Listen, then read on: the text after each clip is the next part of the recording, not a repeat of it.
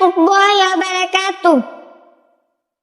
1 নম্বর হাদিস শরীফ, আখলিস দীনাকা ইয়াকফিকাল আমালুল কলিল।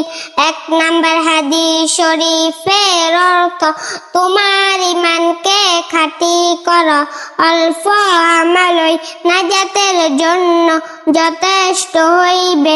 2 নম্বর হাদিস শরীফ, খায়রুকুম মান তাআল্লামাল কুরআনা ওয়া আল্লামাহ। হাদিস শরীফের অর্থ, তোমাদের মধ্যে সর্ব উত্তম ওই ব্যক্তি যিনি কুরআন মাজিদ শিক্ষা করেন এবং শিক্ষা দেন।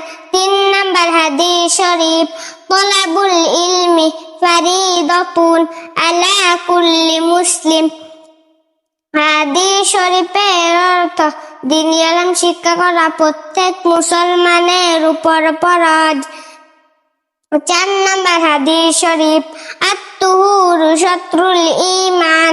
হাদিস শরীফের অর্থ, পবিত্রতা ঈমানের অঙ্গ। 5 নম্বর হাদিস শরীফ, মিফতাহুল জান্নাতিস সালাহ। নামাজ বেহেশতের চাবি।